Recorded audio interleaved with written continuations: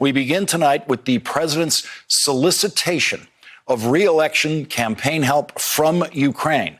The smoking guns are really piling up in that case. We already have a smoking gun in the president's phone call to the president of Ukraine, the rough transcript of that, in which the president solicited Ukraine's help in his re-election campaign by asking Ukraine to investigate Joe Biden.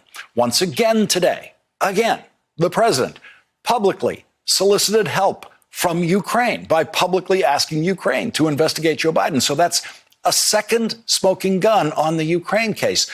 But each time the president solicits Ukraine for help in his re-election campaign, he is actually committing a new crime. It's like robbing the same bank again. It's a stupid thing to do, but most criminals are pretty stupid. That's why they're criminals. Today, the president delivered a new smoking gun himself when yelling to reporters with a helicopter waiting in the background.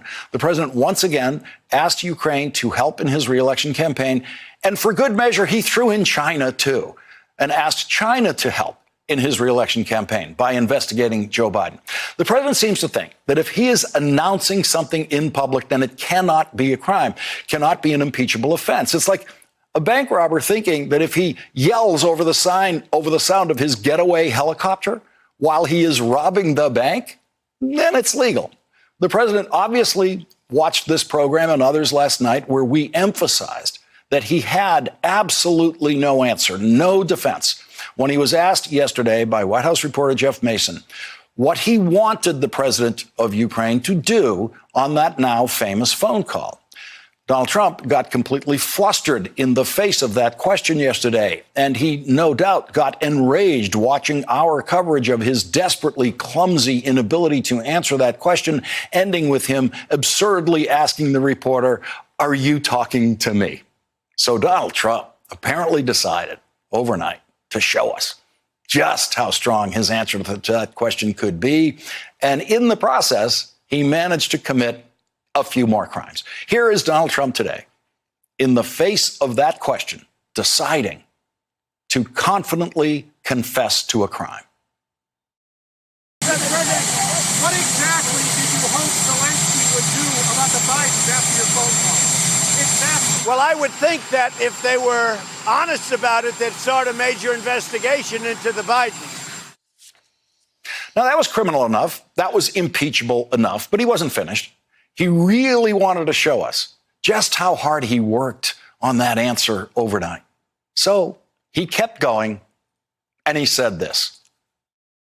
And by the way, likewise, China should start an investigation into the Bidens, because what happened in China is just about as bad as what happened with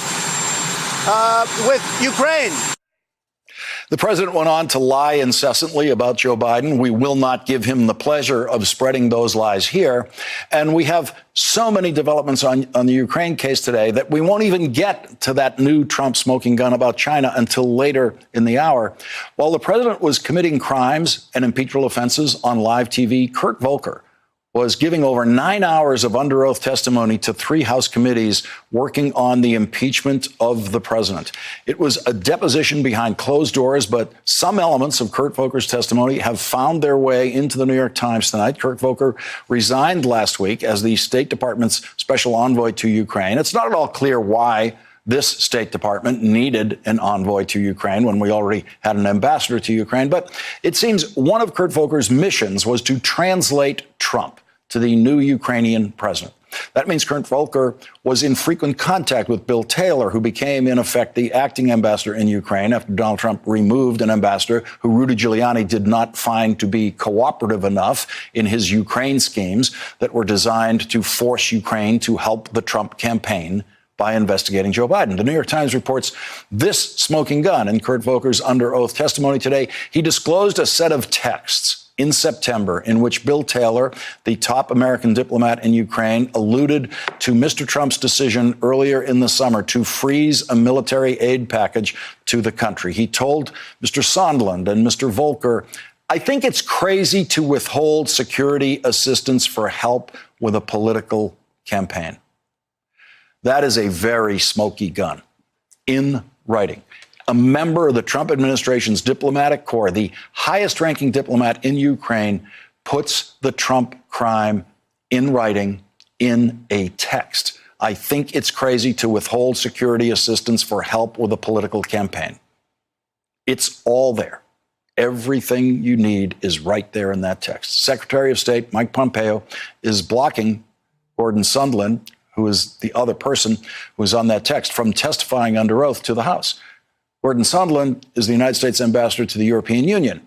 Now we know why Mike Pompeo is blocking his testimony. Gordon Sondland is in possession of at least one text in which America's top diplomat in Ukraine says, I think it's crazy to withhold security assistance for help with a political campaign. It's all right there in that text. That's why I'm repeating it. Withhold security assistance for help with a political campaign. Mike Pompeo didn't want you to know that those words were ever written by one of the ambassadors in Ukraine. How many more smoking guns are there in the State Department text messages, in their email records, and documents that Mike Pompeo is now refusing to hand over to the House of Representatives? The New York Times is reporting tonight that Kurt Volker and Gordon Sondland co-wrote a statement for the president of Ukraine to make about investigating Joe Biden. The Times reports the statement would have committed Ukraine to investigating the energy company Burisma, which had employed Hunter Biden, the younger son of former Vice President Joseph R. Biden Jr., and it would have called for the Ukrainian government to look into what Mr. Trump and his allies believe was interference by Ukrainians in the 2016 election in the United States to benefit Hillary Clinton. The president of Ukraine never delivered that statement that was written for him by the Trump administration. Thanks for checking out our YouTube channel. Subscribe by clicking on the button below for more from The Last Word and the rest of MSNBC.